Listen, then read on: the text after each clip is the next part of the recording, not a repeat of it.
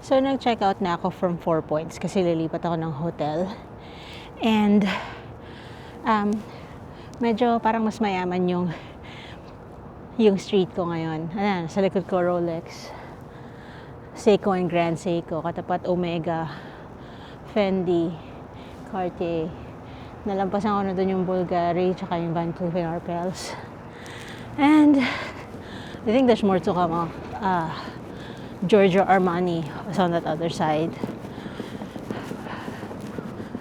Yeah, so hindi tayo makakapag-shopping sa street na to, napakamahal. Hindi kaya ng pera natin to. Pero naman palang medyo mura, like diesel. Paul Smith doon sa kabila. Mikimoto, Japanese brand. And Dior and Harry Winston are on the other side. Dito na tayo sa lilipatan nating hotel, which is the W by Marriott. And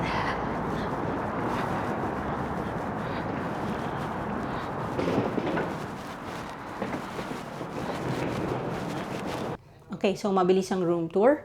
When you walk into the room, ito yung category ng tawag nila ay Wonderful King. So, pasok mo, weirdly enough, open yung bath area niya. Although, yung shower area ay enclosed. Okay? So, kung gusto mong mag-bath, this is where you go. I am going to take advantage of that for the next 2 nights that I'm here. Okay. Ang daming towels. And then here is a door that I don't know what it's for. Okay, so that's the actual loo. Syempre, the usual Japanese toilet na mayroong bidet and all that. And then you got your king bed. Sobrang spacious nito compared dun sa 4 Points. But you have to understand, 4 Points is a business hotel. I'd rank that as a 3-star hotel. W is a 5-star hotel. 5-star luxury, hindi siya bastang 5-star hotel lang. It's one of the, paano ko ba i-describe siya? Pero it's a very trendy hotel under the Marriott Group. So, dinala na nila dito yung aking luggage. There is a closet here. Ang daming hangers. Perfect. Okay? Para sa mga kagamitan ko. Yung TV, usually sasabihin niya, welcome Miss Bernardo. Pero baka hindi pa nila na-adjust kasi kaka-check-in ko lang. What is this? Additional closet space. So, ayun yung iron and ironing board. Merong, what is this? Ang ganda ng yung packaging. I think this is the iron. Oo. So, yun. Plancha, shoe brush, shoe horn, shoe shine, slippers. Uuwi yan with me. And then, look at my view, man. Wow. This is awesome. Diba? Hindi ko kailangan magbayad sa observation deck. Because right where I am, you can see most of Osaka. Diba? Okay. Meron siyang minibar. Ito yung minibar niya. Hindi siya mini. Tsaka bar talaga siya. This is what I love about staying at the W. I've stayed at the W in Sydney, the W in Melbourne, the W in Prague. W pa ba ako anywhere else? Hindi ko na matandaan eh.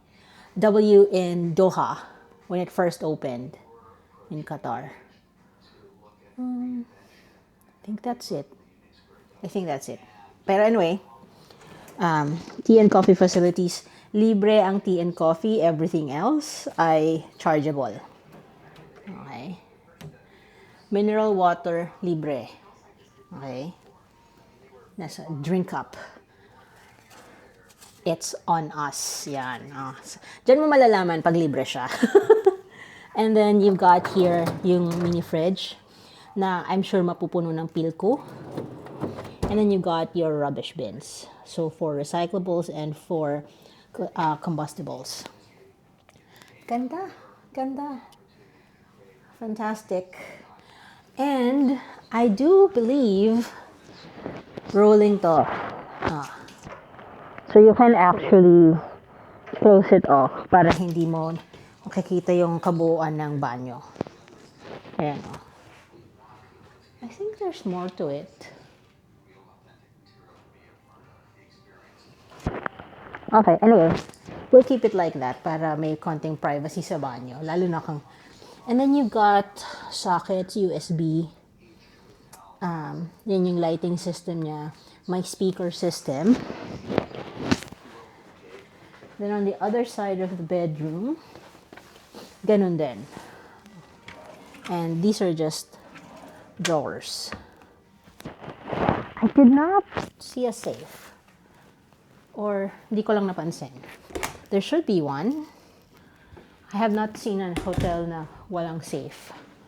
Baka nandito sa side na to. Huh. Odd.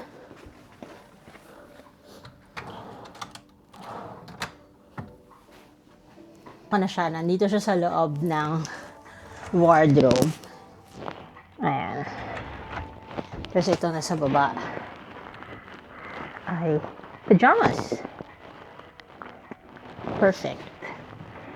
Okay, papahinga muna ako. At ako'y puyat. Bakit ako puyat?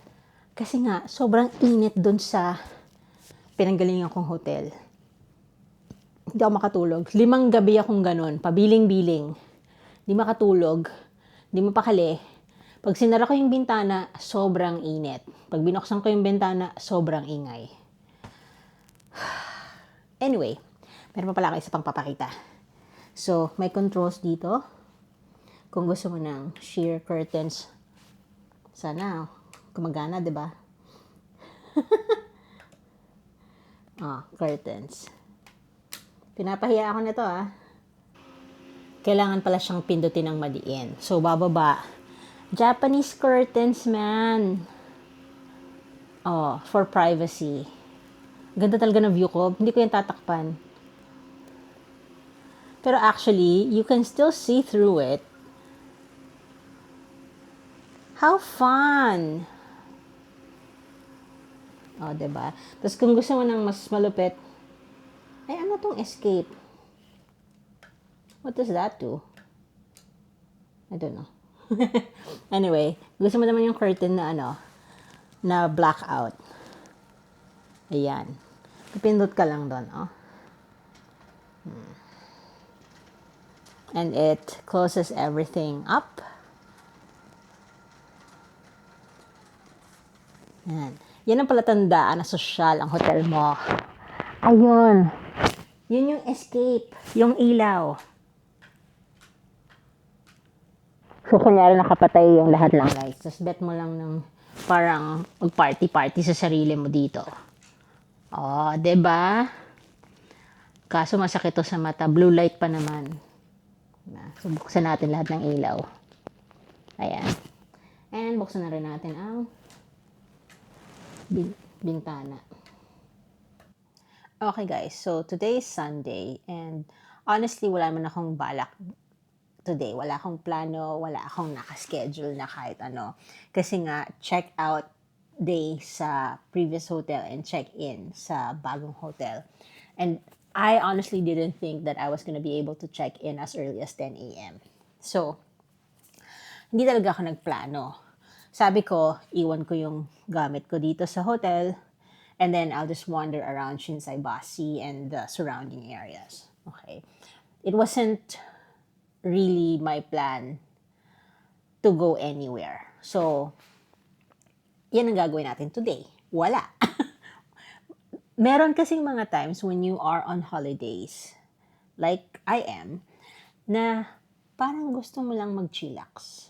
Parang wala kang gustong gawin. Parang gusto mo lang i-enjoy yung hotel mo, lalo na kung ganito kaganda yung hotel mo, di ba? So, and since it's Sunday, di ba, rest day ang Sunday. So, wala akong balak na gawin or puntahan. I am thinking tomorrow would be a day to go to Kyoto. So, we'll see.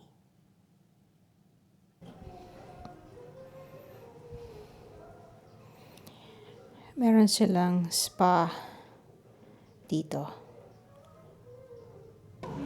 Ito yung level where you check in. So, yung toilets. Tapos nandito din yung breakfast nila sa umaga. Malamang, breakfast nga eh. Reception ng concierge for you to get out. Usually, papalitan nila yung carpet. Sa umaga, good morning. Sa hapon, good afternoon. Tapos, may good evening pa yan, I'm sure eh. But this one in particular only has W hotels. Siguro, nakita ko kanina nung umalis ako ng 11 o'clock, yung isang elevator may nakalagay, good afternoon. Masyadong maaga, pero okay.